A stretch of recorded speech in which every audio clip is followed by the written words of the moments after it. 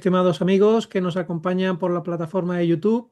Sean bienvenidos una vez más a su canal, Mensajeros de la Virgen de Garabandal, este rincón católico donde buscamos profundizar en la fe, discernir los signos de los tiempos y mantenernos firmes en medio de la confusión que atraviesa el mundo y especialmente la Iglesia.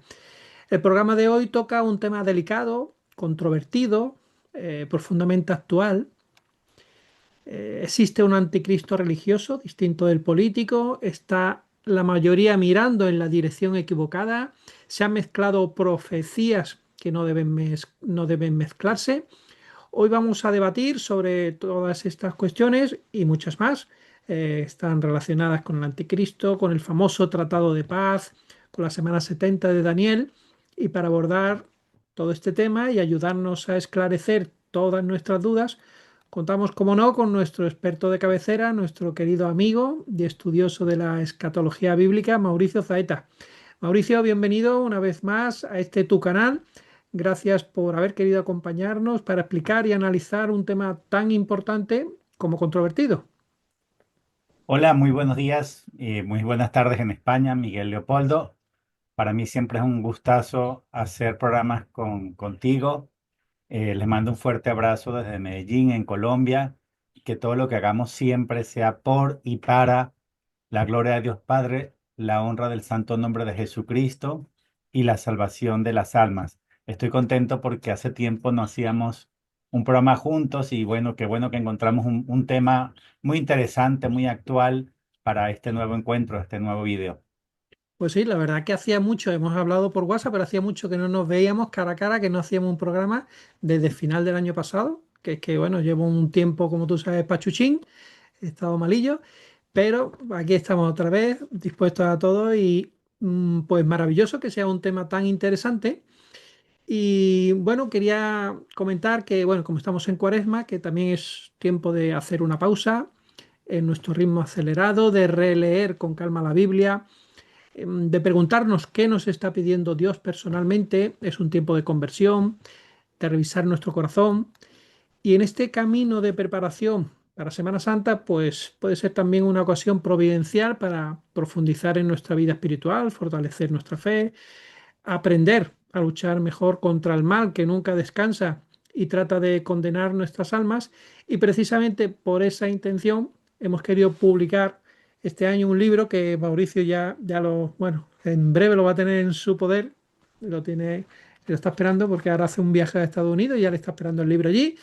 Es el libro Redentio que hemos hecho en el canal. Es una obra pensada para este combate espiritual eh, y concreto que todos vivimos. Bueno, pues un libro que nos ha llevado muchísimas horas elaborar, pero es muy interesante. Vamos a encontrar en él pues testimonios reales de manifestaciones demoníacas, de experiencias de santos, de místicos. Hay muchas herramientas prácticas para fortalecer la fe, claves para discernir las diferentes tentaciones y bueno, todo tipo de oraciones de protección para nosotros, para nuestros hijos, para nuestros nietos, en general para la familia. No es un libro, aunque se vea así tan grueso, para especialistas ni para personas especialmente formadas, sino que está escrito tanto para católicos practicantes que desean profundizar como para quienes se habían alejado y bueno, necesitan ir retomando un poquito más de nuevo el camino, reaprender fundamentos de la fe, volver a empezar.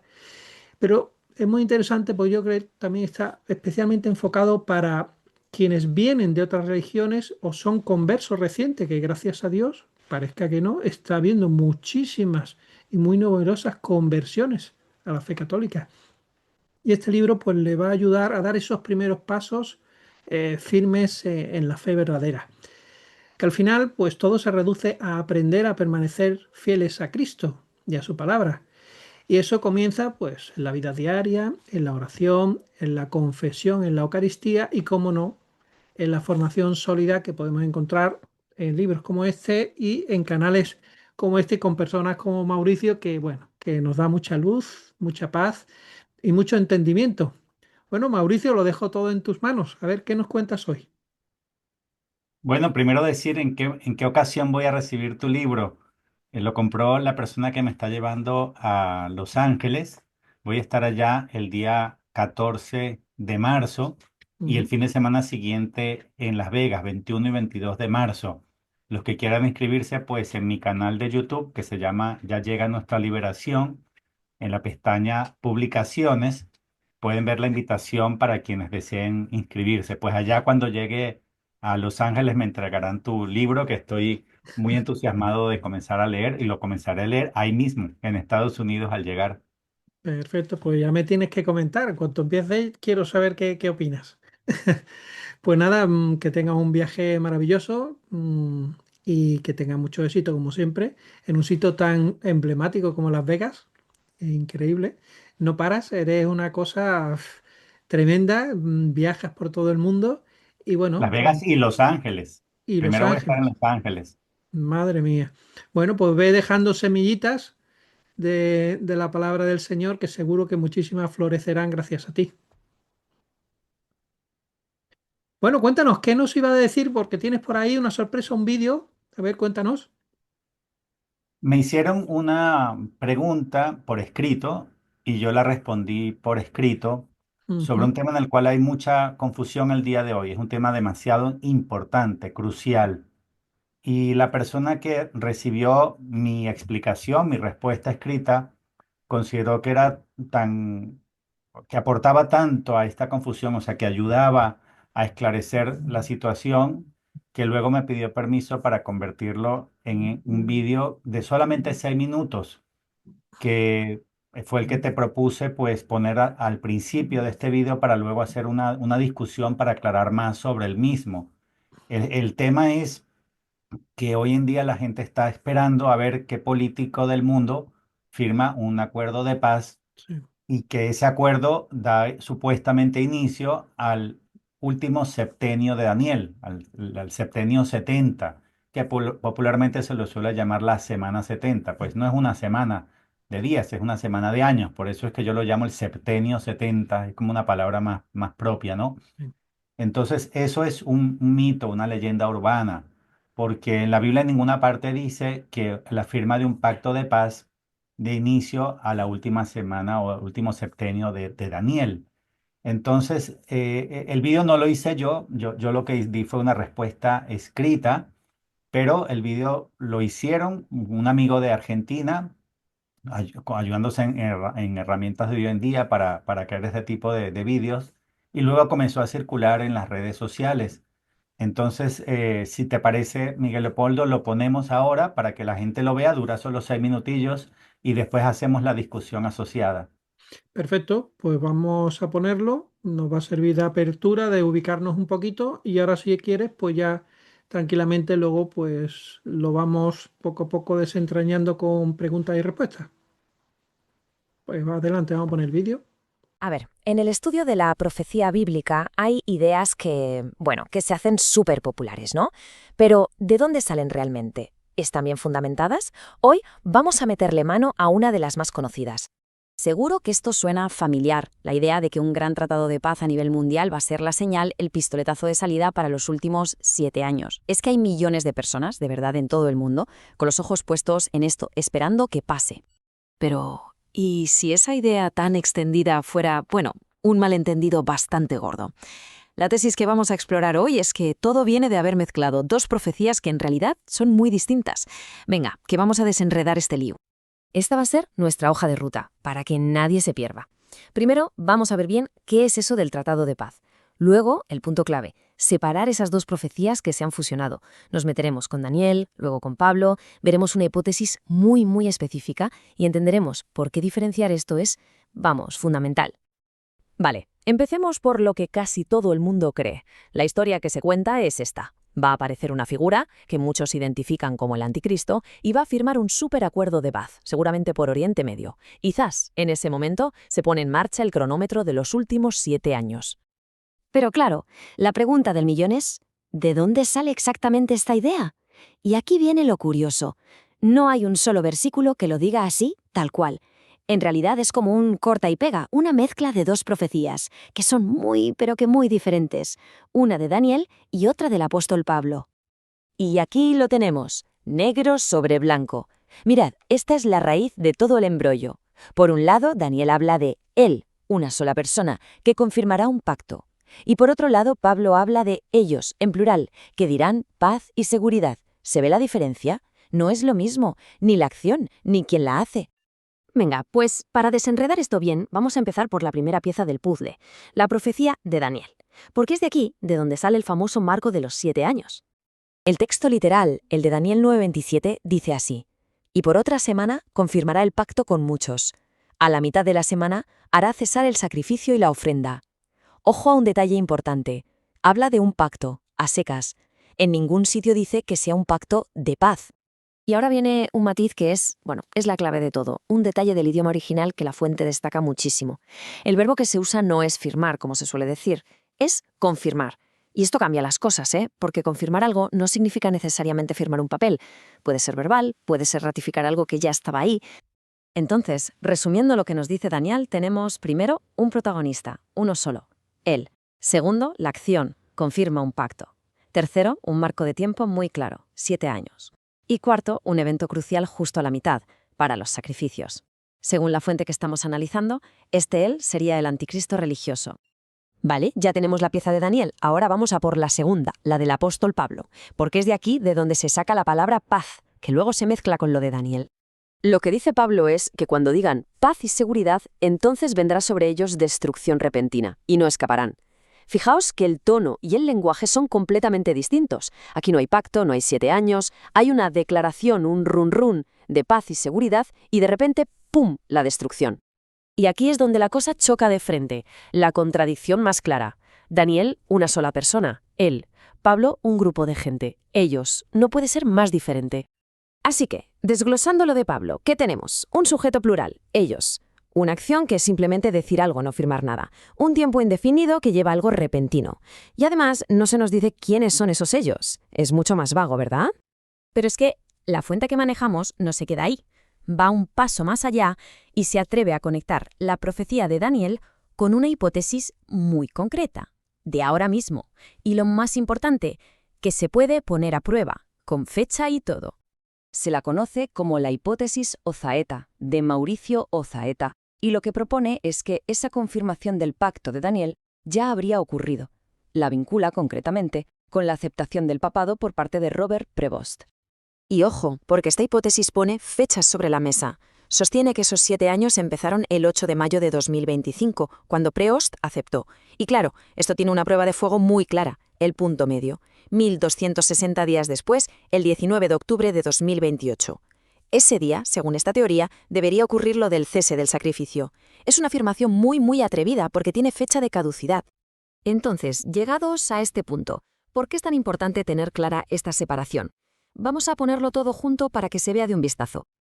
Esta tabla lo resume perfectamente. Es un cara a cara. Por un lado, Daniel, sujeto singular. Él, acción, confirmar un pacto. Tiempo, empieza un periodo de 7 años. Resultado, separa el sacrificio a la mitad. Por otro lado, Pablo, sujeto plural. Ellos, acción, decir paz y seguridad. Tiempo sin duración concreta. Resultado, destrucción repentina. Como veis, son 2 mundos. El mensaje de fondo no puede ser más claro. Son 2 profecías diferentes, no una.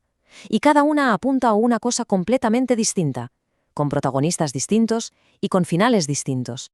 Así que la conclusión principal que extraemos de la fuente es esta. Quizás el foco no debería estar en un tratado de paz firmado por un político para que empiecen los 7 años. A lo mejor, la señal que habría que buscar es un pacto confirmado, quizás solo de palabra, por una figura religiosa importante. Y todo esto nos deja con una pregunta flotando en el aire, para que cada cual reflexione. Si aceptamos esta distinción y tenemos en cuenta estas interpretaciones, entonces, ¿cuáles son las señales a las que de verdad habría que prestar atención? Muy bien, pues ya hemos visto el vídeo, que por cierto le ha quedado muy bien a tu amigo, muy didáctico, muy ameno. Pues si te parece, vamos a pasar a la ronda de preguntas y respuestas y vamos a ir poco a poco pues dilucidando todo este tema tan interesante que, como tú comentas, pues bueno, hay mucha gente que está confundida y hay que ir un poquito marcando las líneas a seguir. Yo te diría, ¿cuál es exactamente tu tesis central? ¿Qué es lo que consideras que se está interpretando mal hoy sobre el anticristo? Porque cuando hablamos del anticristo, ¿estamos hablando del mismo personaje del que habla San Juan, del hombre de iniquidad de San Pablo, o estás distinguiendo de alguna manera estas figuras? Bueno, el tema del anticristo a mí me interesa desde hace mucho tiempo. Comencé a hacer una investigación de todas las menciones que habían sobre este personaje en las Sagradas Escrituras, pero también comencé a ver qué había en la patrística, ¿no? O sea, algunos santos padres como San Ireneo de León, en su obra magna contra las herejías, le dedica una sección completa al tema del anticristo y es súper interesante. No lo voy a referir en este pequeño encuentro, en esta pequeña tertulia, pero sugiero a la gente que se lea esa sección completa del anticristo en las obras de San Ireneo. Y obviamente hay otros padres que hablaron de esto y también santos de la iglesia, como por ejemplo San Vicente Ferrer, tiene sus famosos sermones sobre los dos anticristos, el político y el religioso. En las Sagradas Escrituras, la palabra anticristo aparece únicamente en las epístolas del apóstol San Juan, no en el Evangelio de San Juan, sino específicamente en la primera y en la segunda de Juan. Es interesante destacar lo siguiente, cuando él habla de anticristo y anticristos en singular y en plural, hace una afirmación contundente que yo creo que mucha gente no se ha percatado. Dice, ha salido de entre nosotros.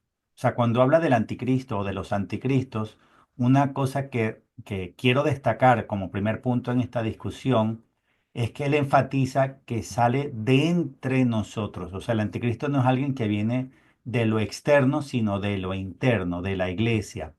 Y aquí aprovecho a hacer una confrontación también, un enlace con las profecías del venerable Fulton Sheen sobre el tema del falso profeta o del anticristo religioso. Y es que este venerable obispo decía que iba a ser reclutado el falso profeta o el anticristo religioso de entre nuestros obispos. ¿Qué es lo que nos ha pasado entonces? Que llevamos mucho tiempo tratando de ver cuál es ese líder político, ese presidente, ese rey del mundo que es el anticristo. Y está todo el mundo mirando en esa dirección, ¿no? En el anticristo político. Yo no lo niego, Miguel Leopoldo. Yo no es que niegue que va a haber un anticristo político, porque la interpretación de las dos bestias de Apocalipsis capítulo 13, la del mar y la de la tierra, pues habla de dos fuerzas, de dos bestias que trabajan en equipo, no confrontadas, sino que trabajan apoyándose la una a la otra. Según la interpretación de los santos padres de la iglesia de los primeros siglos, el mar representa en la Biblia el mundo y la política. En cambio, la tierra representa lo más firme que tenemos, que es la religión. Entonces, las dos bestias de Apocalipsis 13 son la que surge del mundo, de la política, y la que surge de la religión. Entonces, son dos fuerzas, pero que trabajan hermanadas, trabajan en equipo, trabajan al unísono. Entonces, yo no estoy negando que vaya a haber un anticristo político. Lo que estoy tratando de enfatizar es que es más importante para nosotros, los hijos de Dios, los católicos, es más importante el anticristo religioso, porque es el principal, porque es lo que Satanás quería era tomar el vértice de la iglesia, el papado, el trono de Pedro. Entonces, aquí aprovecho para hacer un pequeño paréntesis sobre la etimología de la palabra. Anticristo significa etimológicamente el que suplanta a Cristo, el que se hace pasar por, porque Satanás quiere lo que a Dios le corresponde. A Dios le corresponde la adoración, la alabanza, ser amado, ser servido por sus hijos. Eso es lo que por justicia le corresponde. Entonces, Satanás quiere eso que le corresponde a Dios. Él quiere ser adorado, alabado, servido, amado, etcétera. Entonces, el primer error de esta confusión que hoy estamos intentando aclarar con la ayuda del Espíritu Santo es pensar que el anticristo es una persona muy mala, muy mala, muy mala, con ganas de acabar el mundo con bombas atómicas y que tiene cara de malo. Entonces la gente piensa candidatos como Kim Jong-il, ¿no? El dictador este tirano de Corea del Norte, que tiene unas ganas de acabar con no sé cuántos países haciendo uso de sus bombas atómicas. Entonces la gente está buscando el anticristo de una persona con esa cara de malo y con esa intención maligna, abierta o claramente maligna. Eso es un error y hay muchos que explicaron el error asociado. Fulton Sheen, que lo vuelvo a mencionar, dejó en sus escritos que si el anticristo se presentara así, con tridente, con cola de punta, ¿no? De flecha y con aspecto malévolo, nadie lo seguiría. El anticristo, que repito, es el que suplanta a Cristo, el que se hace pasar por Cristo, tiene que ser alguien no identificado, no identificable. El principal logro, éxito del anticristo es que nadie lo tenga por anticristo, porque el resto de sus logros, el resto de sus victorias, depende de esa primera victoria, que nadie lo tenga por anticristo, porque si lo tienen por anticristo, nadie lo sigue, no se lleva a los hombres al infierno. Entonces, la creencia popular de que el anticristo va a ser identificable como una persona muy mala, muy mala, muy mala, con cara de malo, eso hay que romperlo porque eso ni es bíblico ni es profético. Entonces, volviendo al tema de Juan, lo que nos está diciendo es que el anticristo sale de entre nosotros, dentro de la iglesia, y Fulton Sheen dijo que será reclutado de entre nuestros obispos. Entonces, lo que yo he estado invitando con algunos escritos, con el nuevo vídeo que hizo un amigo de Argentina y con esta entrevista que estamos haciendo hoy, es invitar a mis hermanos en la fe a mirar en la dirección correcta, o sea, buscar el anticristo principal dentro de la iglesia, porque como vamos a ver en el acontecer de esta entrevista, ¿no? En las demás preguntas, las principales profecías bíblicas y también marianas apuntan hacia ese anticristo, al religioso.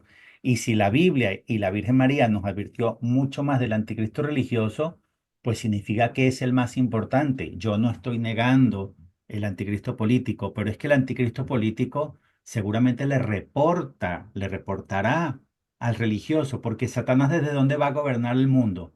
No desde Washington, no desde Moscú, no desde Beijing, no desde París, no. Satanás va a gobernar el mundo desde el papado, desde la Iglesia Católica. O sea, eso es lo que estaba profetizado y por eso tenemos que ver en la dirección correcta. De acuerdo. Has afirmado que la confusión actual proviene de mezclar dos profecías distintas. ¿Podría explicarnos con precisión cuáles son esas dos profecías y por qué no deben fusionarse?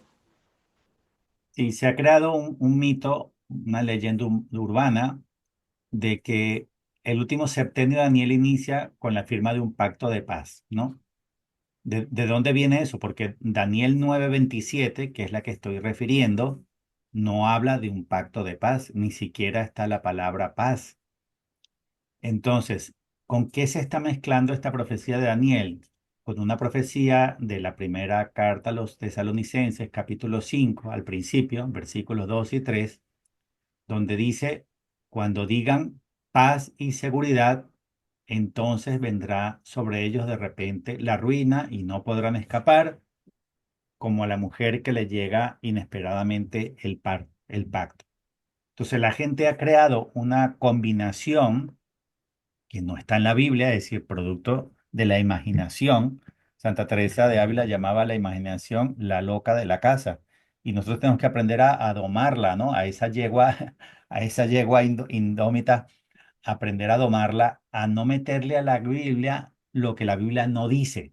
Hay que ser muy parco, muy objetivo, muy formal en el estudio de la Biblia. Entonces, ¿cuál es la mezcla que se ha hecho?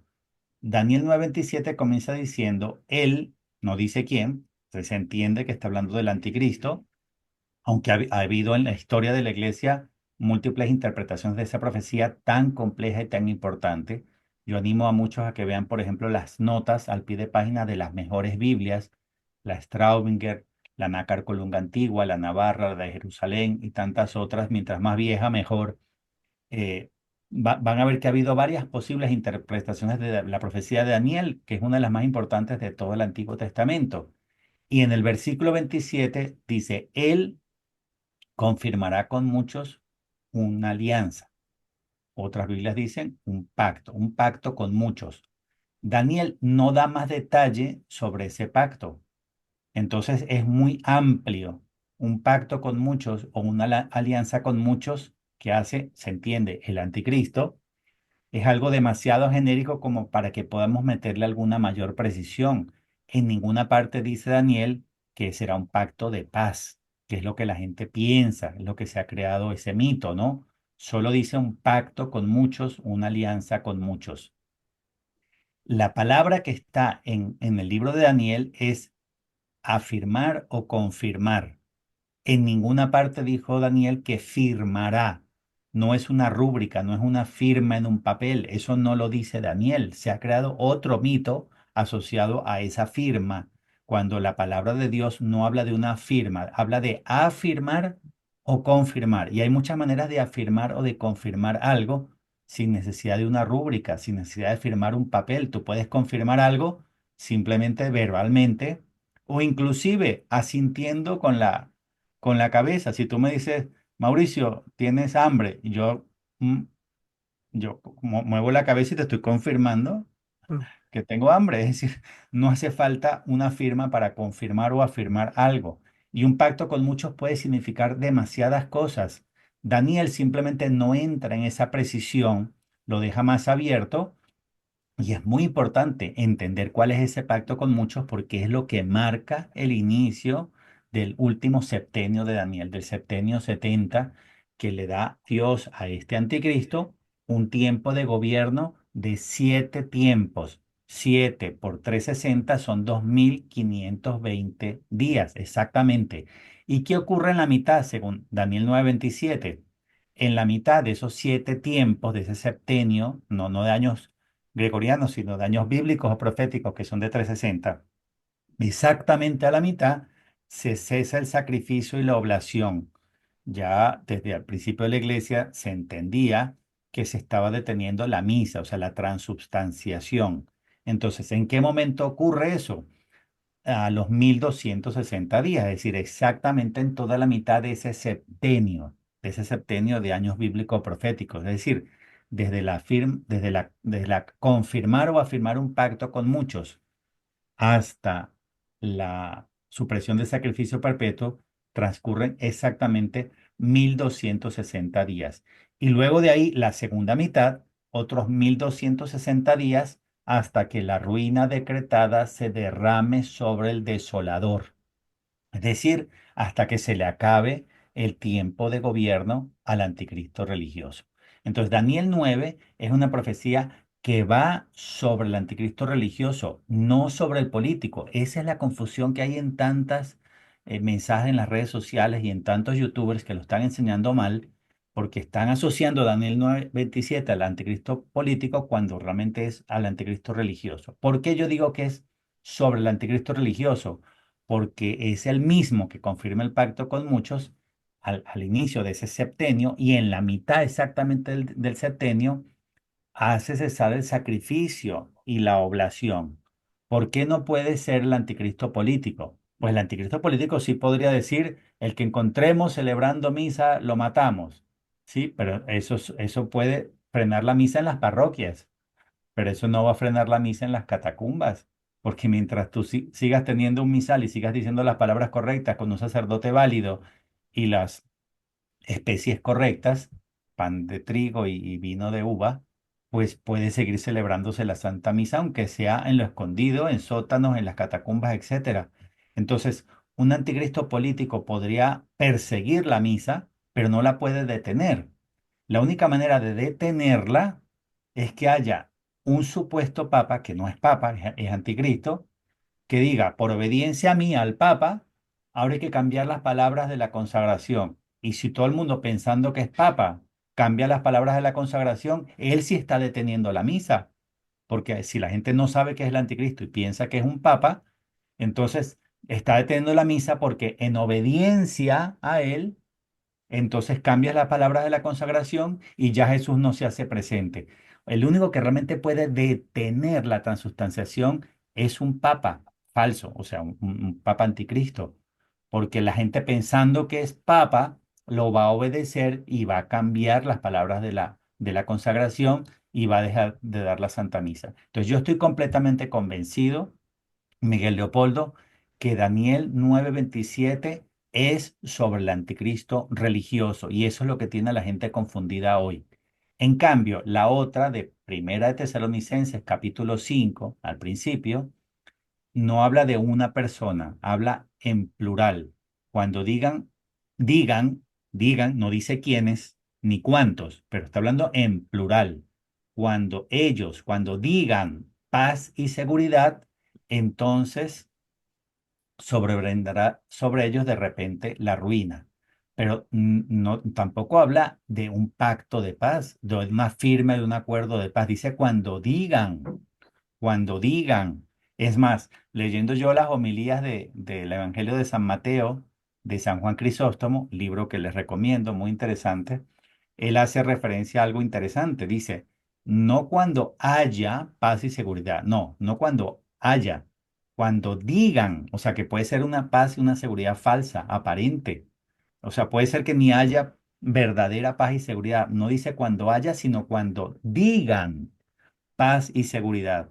Entonces, eso está refiriendo a un grupo de personas que van a decir eso, no dice cuántos son ni quiénes son, y la gente ha mezclado ese digan paz y seguridad y permitiendo que la loca de la casa haga de las suyas, la gente pensó que, y también porque también hay mucha gente que lo está enseñando mal, que había que esperar un pacto de paz que firme el anticristo para dar inicio al último septenio de Daniel. Gran error.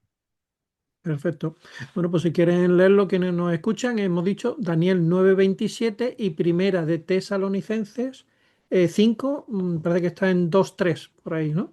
Eh, que lo miren, lo comparen, que es lo que nos ha dicho Mauricio, que no hay que mezclarlas, que no hay que unirlas, que no es lo mismo. Eh, yo preguntaría lo que estabas comentando. Entonces, si no es un tratado político, digamos, lo que inicia el septenio, ¿qué tipo de acontecimiento crees tú que lo inicia? ¿O de dónde crees tú que surge la idea tan extendida de que va a ser un acuerdo político internacional el que va a marcar, digamos, el comienzo del tiempo final? Y entonces el error ha partido de pensar que esta profecía de Daniel 97 está asociada al anticristo político. Entonces, Político. claro, la gente está pensando a ver qué político, qué presidente del mundo hace un acuerdo para dar inicio a esa semana. Una vez que entendemos que el protagonista de Daniel 9:27 es el anticristo religioso, que hace un pacto con muchos, y el mismo, la misma persona, el mismo, a la mitad del septenio, es el sacrificio, es decir, detiene la misa, entonces nuestra mente tiene que estar abocada en qué hace un antipapa, qué pacto con muchos hace un antipapa, porque es un antipapa, el papa anticristo, quien da inicio a las semanas, al septenio 70 de Daniel. ¿Qué propuse yo como hipótesis? Y se vio en el pequeño vídeo que pasamos al principio. Es solo una hipótesis, pero vale la pena por lo menos analizarla. Yo me puse a revisar exactamente cómo funciona el cónclave, a repasarlo, porque yo ya había leído la Universi Dominici Gregis. Eh, Cuando la mayoría de los cardenales vota a favor de un cardenal en el cónclave y ya queda él con la mayoría de vida, según la Constitución, él no queda automáticamente como papa. Falta un paso. ¿Cuál es el último paso para que haya un nuevo papa en la Iglesia Católica? El último paso es la aceptación de su nombramiento. La aceptación de él como papa, aunque ya quedó la mayoría, él tiene que decir si acepto o no acepto, porque la Iglesia Católica le da al cardenal la potestad de negar su elección, no lo obliga a la Iglesia. Si él quedó en mayoría y él se le pregunta, ¿acepta usted regir la Iglesia Católica? Y si él responde, no, porque me siento muy débil, no tengo el valor para afrontar ese cargo, entonces no se le puede obligar y hay que regresar a la Capilla Sixtina y seguir haciendo votaciones. Entonces, la hipótesis que yo planteé es, ¿qué pasa si el 8 de mayo de 2025, el año pasado, cuando quedó Robert Prevost en mayoría, digamos, en esa ronda de votaciones, a él se le hizo la pregunta, ¿acepta usted gobernar la Iglesia Católica como sumo pontífice? Y él contestó, sí, acepto. Ahí es cuando se le pregunta, ¿bajo qué nombre papal quiere usted gobernar la Iglesia? Y él dijo, bajo el nombre León XIV. Entonces, la propuesta hipotética que yo propuse el año pasado es, pudo haber iniciado el septenio 70 de Daniel el 8 de mayo de 2025, cuando el cardenal, obispo y cardenal Robert Francis Prevost aceptó gobernar la Iglesia Católica. Sería un pacto con muchos. ¿Cuántos muchos? Con más de 1.300 millones de católicos. O sea, ¿el pacto de qué? ¿Qué pacto está confirmando? El papado está confirmando, acepto mi nombramiento, acepto llevar el gobierno de la iglesia. Esto es solo una hipótesis, pero se puede confirmar si a los 1.260 días, partiendo del 8 de mayo de 2025, en 1.260 días se cumplirían el 19 de octubre de 2028. Si el 19 de octubre de 2028, es decir, a la mitad del septenio, León XIV detiene la misa, detiene la transubstanciación, por ejemplo, con un nuevo misal o con una orden papal que diga, está prohibido a todos los sacerdotes del mundo y a todos los obispos del mundo decir en la transubstanciación, esto es mi cuerpo. Yo, por decreto, por bula papal, digo, hay que decir, esto representa mi cuerpo. Si todo el mundo le obedece, pues se detuvo la misa a nivel mundial, porque si tú en la consagración dices, el sacerdote dice, esto representa mi cuerpo, pues ya Cristo no se hace presente, se acabó la misa. Entonces yo voy a estar despierto muy temprano, el 19 de octubre de 2028, a ver qué ocurre, qué dice León XIV, porque sería una confirmación de si esa hipótesis que yo lancé en el año 2025 cobra sentido. Y si no se confirma que arrancó el último septenio de Daniel con el cónclave, con su aceptación de ser el vicario sí, el papa de la iglesia, al menos sería otro pacto con muchos que hará León XIV. Es decir, lo que yo estoy invitando a mis hermanos en la fe es a estar viendo la dirección correcta. Es decir, ¿qué hace León XIV que dé inicio al último septenio de Daniel? Bueno, pues todos vamos a anotar también la fecha, 19 de octubre de 2028, que ya queda poco, relativamente poco. Eh, una pregunta que quería hacerte porque tú sabes que ha habido, bueno, que siempre hay ideas, cada uno tiene su forma de interpretar y tú has tenido que muchas veces, pues, explicar tu punto de vista, pero hay personas que, bueno, que no entienden, por ejemplo, el tema del anticristo dividido en dos, un anticristo religioso, un anticristo político.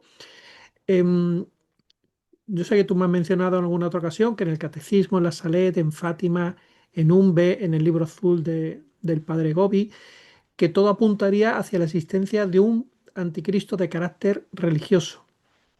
Eh, ¿Cómo encajan todas estas fuentes que yo he mencionado en tu interpretación? Y especialmente de una manera particular la Salet, que habla de que Roma perderá la fe y se convertirá en la sede del anticristo.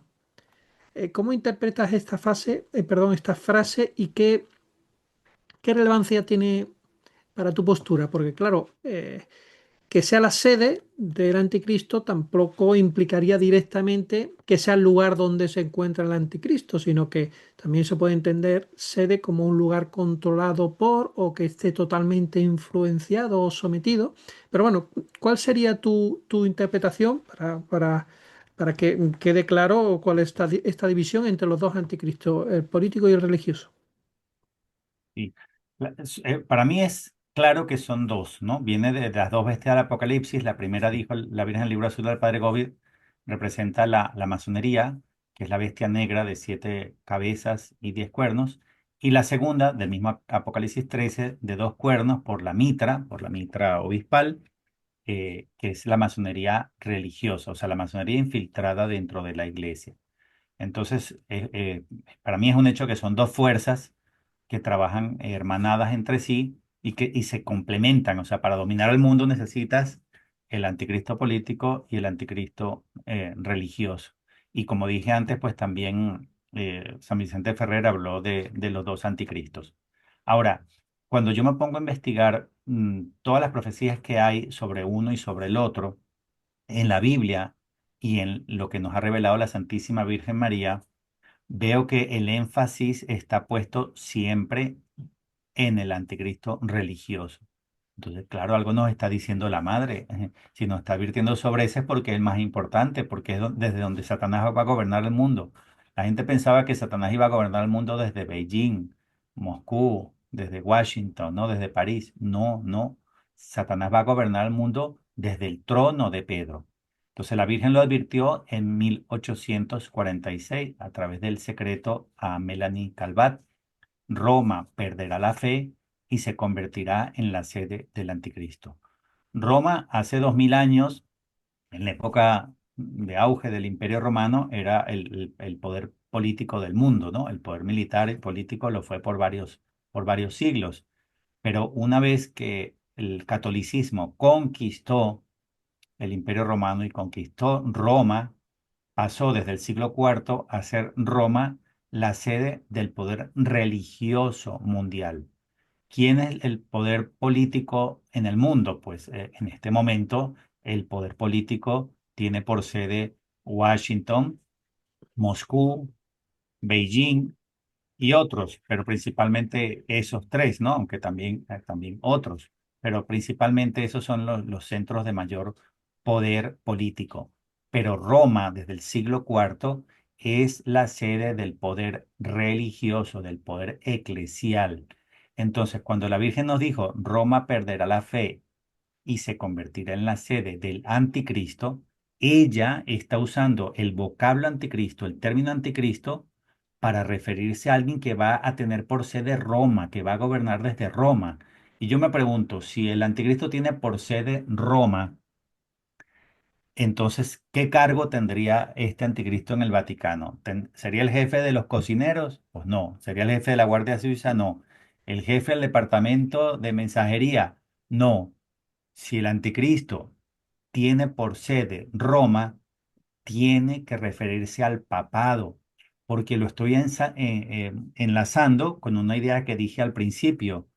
Satanás no solo quiere dominar el mundo, no solo quiere gobernar el mundo. Él pretende recibir la adoración, la alabanza, el amor, el servicio que le corresponde a Dios. Y para eso tiene que disfrazarse de papa, un papa con cara de bueno, un papa filantrópico, un papa que hace acuerdos de paz, que llama a la paz del mundo, que llama a la reconciliación, a tender puentes, como ha dicho León XIV, un papa que diga que todas las religiones salvan, que todas son vías perfectas para ir a Dios. Ese mm, Satanás disfrazado de papa es el que va a gobernar y dominar el mundo completo. O sea que la Virgen nos está advirtiendo en Fátima sobre el anticristo religioso, que es el que tendrá por sede Roma, porque el anticristo político tendrá por sede, yo no sé, pero Washington, Beijing, Moscú, qué sé yo, ¿no? Alguna otra capital del mundo, Berlín, París, qué sé yo. Esa será la sede del anticristo político, pero la Virgen dijo que, que Satanás se sentará, perdón, tendrá por sede Roma. Esta profecía de la Salet, que para mí se cumplió exactamente el 8 de mayo de 2025, o sea, el día que Robert Francis Prevost toma el papado, se cumplió para mí la Salet. El anticristo se sentó en su sede de Roma, el 8 de mayo de 2025. Pero la Virgen no se quedó solamente con esa advertencia. En Fátima, el 13 de julio de 1917 dio su gran secreto, secreto que la Iglesia Católica jamás publicó. La Iglesia solamente publicó la visión de Lucía, la publicó en el año 2000, la visión del Papa asesinado después de atravesar una ciudad en ruinas. Se publicó el tercer secreto como si fuera solo la visión, porque sabemos que ese no era el secreto completo, porque esa visión tuvo asociadas unas palabras proféticas de la Virgen. Y si nunca supimos, porque el Vaticano nunca publicó esas palabras proféticas de la Virgen, ¿dónde sabemos qué fue lo que la Virgen advirtió? Lo sabemos porque la Virgen lo ha revelado, por ejemplo, en el mensaje del 13 de junio de 1989 en Dongo, Como, Italia. La Virgen dijo, como les revelé a mis pastorcitos en Fátima, que Satanás se sentaría en el vértice de la iglesia, o que Satanás se introduciría, perdón, se introduciría hasta el vértice de la iglesia. El vértice de la iglesia es el papado. El vértice o el tope o el vértice de la iglesia es el papado. El vértice de la iglesia no es el jefe, el dicasterio de los obispos, no es el jefe del dicasterio de la fe, no es el jefe del Banco Vaticano. El vértice, porque es una monarquía, el vértice de la iglesia es el papado. Entonces la Virgen sí nos advirtió, y esta profecía de Fátima, el tercer secreto, complementa la de la Salet, que Satanás se introduciría hasta el vértice. O sea que nos está diciendo otra vez que Satanás no iba a gobernar el mundo desde Beijing, desde Moscú, desde París o desde Washington. No, nos está diciendo nuevamente la Virgen que Satanás iba a gobernar al mundo desde el vértice de la iglesia. Es decir, todas las advertencias importantes que nos dio la Virgen y también la Biblia apuntan a que nosotros tenemos que estar pendientes, sobre todo y principalmente, de ese anticristo, el Papa anticristo. Por eso es que la profecía de Daniel 9:27 nos advierte de los 7 tiempos de gobierno del anticristo religioso que comienzan cuando él hace un pacto con muchos, en la mitad suprime el sacrificio y la oblación y termina 2520 días después, o sea, 7 tiempos después, cuando Dios le da un basta, o sea, cuando Dios le dice, hasta aquí llegó el tiempo que puedes usurpar el papado, hasta aquí te di el plazo para gobernar como castigo. Perfecto, yo creo que ha quedado clarísimo. Finalmente, yo te diría, porque claro, todas estas cosas que comentamos, hay gente que nos escribe y nos dicen que, bueno, que todas estas confusiones pues les produce muchas veces angustia, ¿no? Personas que lo pasan mal. Eh, ¿Tú qué qué aconsejarías? ¿Qué actitud espiritual deberían adoptar? Porque más allá de la importancia que tienen las fechas, que tienen los nombres, que tienen las hipótesis que planteamos, mm, ¿qué es lo qué es lo verdaderamente importante que el cristiano debe hacer hoy si realmente estamos entrando en estos tiempos difíciles de los que hablamos? Lo primero y más importante que tenemos que hacer es conocer las profecías y entenderlas bien, porque hay una cita muy buena del primer papa, del apóstol San Pedro, que dice que las profecías son como lámpara que luce en lugar oscuro. Perdón, es de Tesalonicenses, lo dije mal. Las profecías son como lámpara que luce en lugar oscuro. Estamos viendo el tiempo más oscuro de toda la historia de la iglesia, mayor que la época de las persecuciones de los emperadores romanos. O sea, estamos viendo, y peor que en la época de la crisis luterana, del protestantismo. O sea, estamos viendo el periodo más oscuro y difícil de toda la historia de la iglesia. Entonces, ¿qué nos proporciona luz en el momento de mayor oscuridad?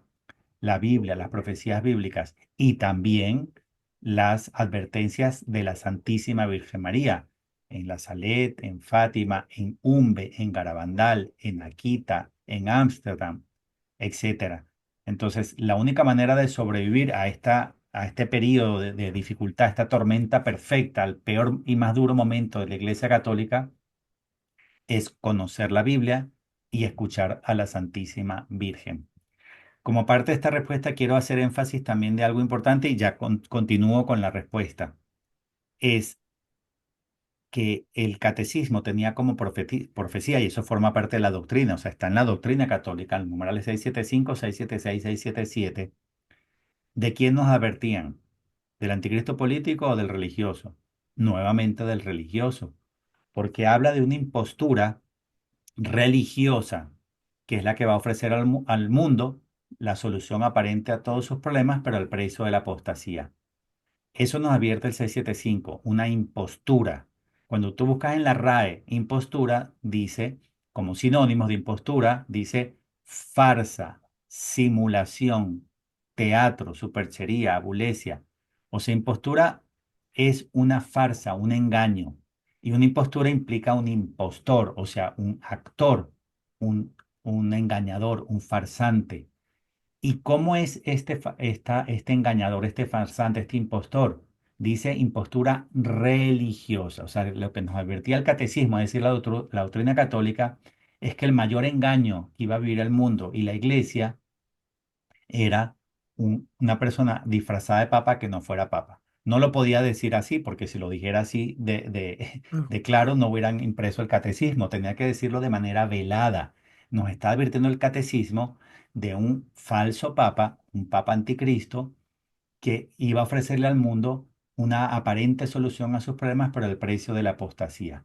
¿Ustedes se dieron cuenta cuál fue el principal mecanismo que tuvo la ONU y la OMS para poder obligar a todos a ponerse la solución punzante en los años 2020, 21, 22?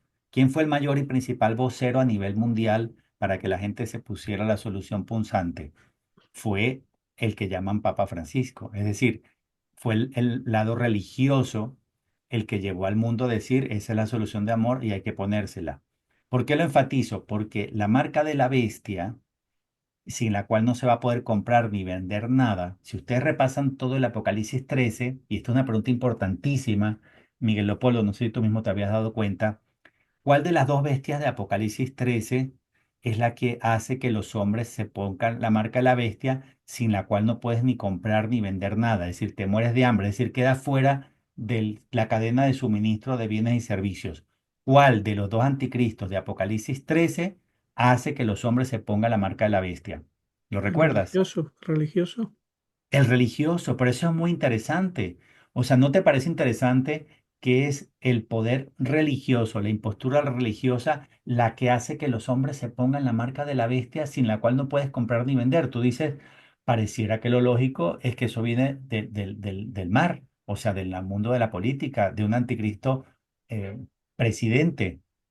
Pero no, Apocalipsis 13 nos está advirtiendo que quien fuerza al mundo a ponérsela es el lado religioso. Pues lo que estoy enfatizando es que el catecismo nos está advirtiendo también nuevamente de que la mayor impostura, el mayor engaño, la mayor obra de teatro a nivel mundial no iba a venir del lado político, sino del lado religioso. Y esto es importantísimo entenderlo, porque lo que estoy diciendo desde el principio de esta entrevista es que la mayor parte de los católicos están viendo en la dirección equivocada, están viendo el engaño, el engañador, el anticristo político.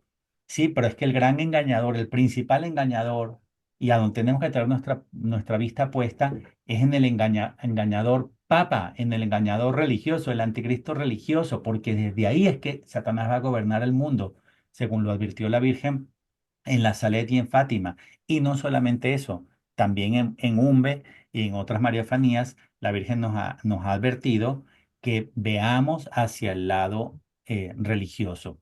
Y un adicional quiero compartiros, y yo sugiero mucho a la gente que escuche la misión de la Divina Misericordia de Texas, porque yo considero que Sor Amapola es verdadera vidente, verdadero instrumento de Dios. En el mensaje del 13 de junio de 2025, es decir, perdón, de 2024, 13 de junio de 2024, unos 9 meses antes de la muerte de Bergoglio, un mensaje de Dios Padre, creo que el título es No os dejéis engañar. ¿Qué nos advirtió Dios Padre? Nos recuerda la pasión de la iglesia, que está en el 675 y 677 del Catecismo. Nos recuerda que la pasión de la iglesia significa que la iglesia tiene que morir, tiene que ser asesinada. Obviamente la iglesia siempre va a existir como en el cuerpo de creyentes, pero lo que es asesinada es la iglesia como institución, como estructura. Y después de que nos recuerda Dios Padre que la iglesia tiene que pasar por su pasión y que la pasión termina con la muerte, con el asesinato, y eso repito, está en el catecismo, nos dice, pronto será entregada al poder del anticristo. Es decir, nos está advirtiendo, cuando le quedaban unos 9 meses de vida aproximadamente a Bergoglio, que el siguiente en el trono de Pedro iba a ser el anticristo. Es decir, nos está advirtiendo Dios Padre que del siguiente cónclave, este mensaje es del 13 de junio de 2024, nos está advirtiendo Dios Padre, a través de la misión de la Divina Misericordia de Texas, de Sor Amapola y del Padre Foster, que el siguiente en el trono de Pedro sería el mismísimo anticristo. Esto es una confirmación más, una confirmación adicional de que León XIV es el anticristo. Entonces, el cielo nos lo había advertido de muchas maneras, desde hace prácticamente 2 siglos. Nos está advirtiendo a todos sus hijos, vean en la dirección correcta, el anticristo principal es el que se sienta en el trono de Pedro. Satanás quiere gobernar el mundo desde el papado, porque no solo quiere gobernar y dominar el mundo, sino que quiere suplantar al Cristo. Eso significa el anticristo, suplantar a Cristo para recibir la adoración, el amor, el servicio, la alabanza que le corresponde al Cristo. Y eso lo puede hacer sentado en el trono de Pedro, no en Moscú, no en Beijing, no en París, no en Berlín. Pues ha quedado clarísimo qué programa más bueno, más interesante, Mauricio. Has dejado muy claro hacia dónde tenemos que mirar, hacia dónde nos dirigimos y bueno, ya no nos tiene que sorprender lo que venga. Yo creo que bueno, que casi hemos llegado al final. Queríamos hacer un programa un poquito más corto de preguntas y respuestas, pero bueno, al final luego, como siempre, nos enrollamos, nos adelanta el tiempo, nos pasa por encima. Pero bueno, yo diría que si no tienen nada más que matizar, pues podríamos acabar el programa. No sé si quiere añadir algo. Sí, quiero añadir algo importante antes de cerrar y es, mucha gente se ha molestado conmigo, me han dicho de todo yo estar llamando anticristo a León XIV, ¿no? Me da un poquito de risa porque me recuerdo lo que pasa en el mundo de la política hoy en día, cuando un periodista saca a la luz un robo que hace, por ejemplo, un alcalde, por decir algo, ¿no? Lo agarraron en la masa y un periodista se arma de valor y denuncia el robo, el desfalco que hizo al público a un supuesto, pero un presunto alcalde ladrón. Y este periodista, pues termina perseguido, preso o quizá asesinado, ¿no? Termina, como se dice, pagando los platos rotos. ¿Por qué? Porque tuvo el valor de denunciar lo que está haciendo el alcalde ladrón. Pero la pregunta es, ¿quién es el que está robando? El alcalde. Entonces, ¿por qué todas las consecuencias las tiene que asumir el periodista que lo único que hizo fue denunciarlo? Entonces, ¿por qué lo traigo como ejemplo? Porque me cae el peso de la persecución, de la denuncia, cuando el que está haciendo las cosas malas es León XIV. Desde el principio comenzó a decir herejías, pero muy veladas, muy sutiles. Por ejemplo, una que me molestó bastante es cuando acusó a la iglesia de haber sido, a la iglesia católica, de haber sido pesada, moralista y poco atractiva. O sea, está escupiéndole en la cara a Cristo, está escupiéndole en la nueva pasión, ¿no? Está haciendo el rol del nuevo verdugo de la nueva pasión y la gente le parece bonito lo que dice, ¿no?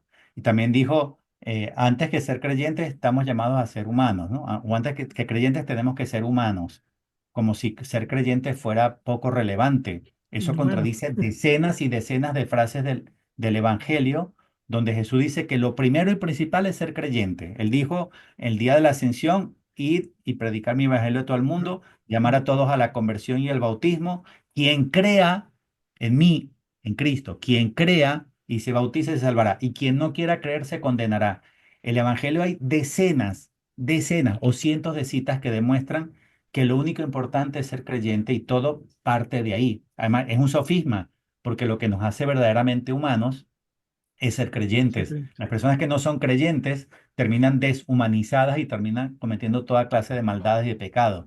Entonces, el que está haciendo las cosas malas es él y los disparos las calumnias y los ataques van contra los que lo denunciamos.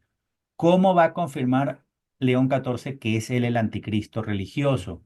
Cumpliendo las profecías principales asociadas al anticristo religioso, la que ya está haciendo con el trabajo que le allanó su vicario, su precursor, Bergoglio, es la religión única mundial. Desde que comenzó en el mismo mes de mayo, comenzó a convocar a gente de otras religiones y a hacer encuentros y también un primer documento o de los primeros que publicó en la página web oficial del Vaticano, Vatican Va, elogiando el traicionero pacto que firmó Bergoglio con el Amir Imam Al-Tayed en Abu Dhabi, diciendo que todas las religiones salvan y que todas las religiones son queridas por Dios, etcétera, etcétera. O sea, León XIV confirma ese documento herético, que es una traición a Cristo. Decir que todas las religiones salvan y todas las religiones son queridas por Dios va contra la doctrina católica y es traición a Cristo. León XIV apoya esa traición a Cristo que inició Bergoglio y además la sigue apoyando con documentos papales y con encuentros interreligiosos,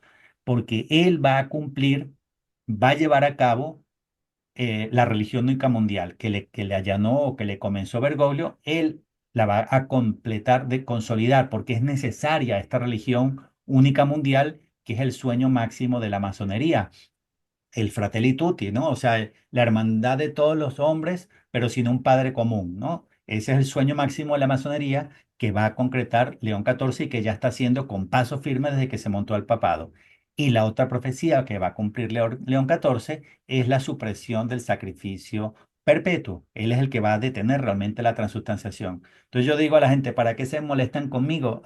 Porque yo llamé anticristo a León XIV, si el que va a hacer las labores del anticristo y confirmar que lo es el mismo. Te moléstate con él, moléstate con el alcalde ladrón, no con el periodista que lo denunció.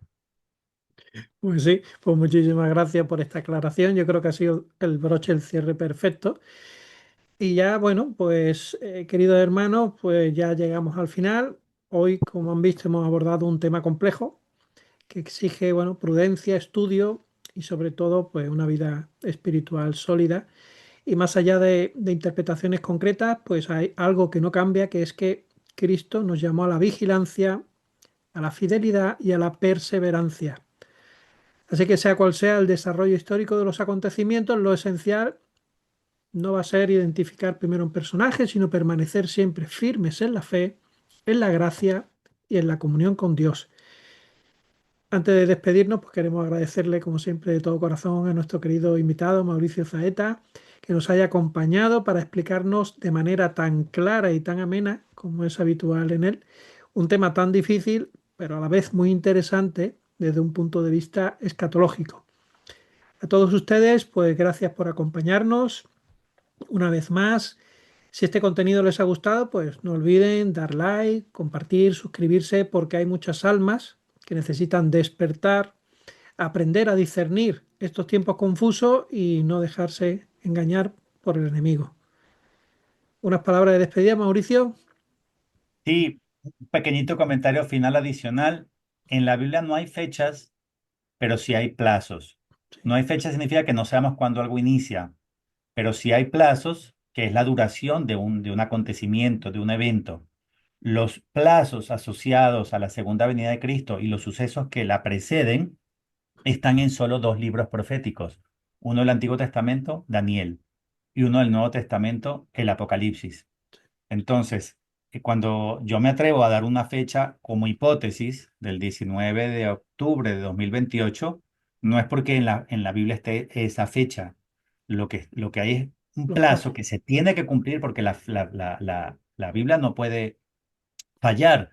Es que desde que se confirma el pacto con muchos hasta la mitad, ese plazo está establecido y es perfecto y no puede fallar. Y la segunda mitad, pues el plazo hasta que termina la profecía y la ruina decretada se derrama sobre el desolador. Entonces, por eso fue que en el vídeo puse un pequeño símil del reloj de arena, que yo invito a todos a reflexionar porque es muy importante. Un reloj de arena siempre tiene un tiempo exacto predefinido de caída, de descarga. Entonces, es como si dijéramos, yo no te voy a decir, Miguel Leopoldo, cuándo le doy la vuelta al reloj, porque Dios no quiere que sepamos la fecha. Pero una vez dado la vuelta al reloj, el tiempo de caída de arena está fijado y no se puede detener. Entonces, mi propuesta, mi hipótesis es que el reloj de arena se dio vuelta el 8 de mayo de 2025 con el último cónclave. Entonces, eso es muy relevante, porque significa que ya llevamos que hace un año cayendo esa arena y el tiempo de caída está perfectamente definido. Sí. Esto nos ayuda a estar en vela y viendo en la dirección correcta, sea hacia el papado, hacia la Iglesia Católica. La otra hipótesis que tienen algunas otras personas, como mi amigo Agustín Aranda, es que sí hay que ver en la dirección del papado de León XIV, pero que el reloj de arena no se ha dado vuelta todavía, sino que será otro pacto con muchos que haga este personaje, Prevost.